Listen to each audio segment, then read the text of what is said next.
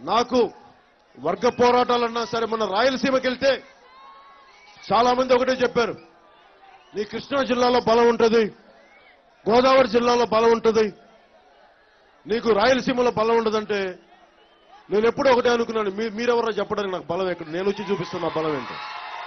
మీరు భారతదేశం అంతా నాది అనుకునేవాడు, నాకేంటి మీరు ఒక జిల్లాలో ఒక గ్రామం, నాకేంటి మీరెవరు అంటగట్టేది, మొత్తం దేశం నా సర్వస్వం అనుకుంటారు. దేశం కోసం ప్రాణాలు వదిలేసే వ్యక్తిని. రాయలసీమకి వెళ్తే రాయలసీమ నుంచి వచ్చిన వ్యక్తుల కుటుంబాలు కొన్ని ఆంధ్రప్రదేశ్ వారి గుత్తాధిపత్యం అనుకుంటున్నారు. వారికి ఒకటే చెప్తున్నాం, మీరు ప్రజల్ని పాలిస్తే ప్రజలు మిమ్మల్ని గుండెల్లో పెట్టుకుంటారు, కానీ వనరుల్ని జగన్మోహన్ రెడ్డి గారికి కానీ కడప జిల్లాకు చెందిన తెలుగుదేశం నాయకులు సీఎం రమేష్ గారిని కానీ మీరు ఏ రోజున్నా సరే ఇంత అడ్డగోలుగా దోపిడీ జరుగుతుంటే మీకు వనరులు దోపిడీ జరుగుతున్న ఏ రోజున మాట్లాడారా మీరు? ఏ రోజున ప్రజలకు అండగా నిలబడ్డారా మీరు?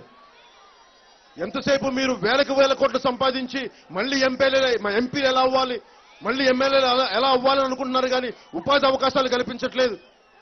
నేను మీకు నా అన్నదమ్ములందరికీ మాటిస్తున్నాను, ఇలాంటి ముఠా రాజకీయాల్ని, ఇలాంటి రౌడీల్ని, కిరాయి మూకల్ని చాలా బలంగా ఎదుర్కొనగలిగే గుండె ధైర్యం ఉన్నవాడిని,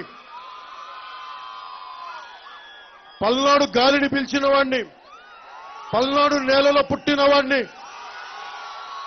మీకు నేను అండగా ఉంటాను. ఒక్కసారి జనసేన ప్రభుత్వానికి తీసుకురండి, ఒక్కసారి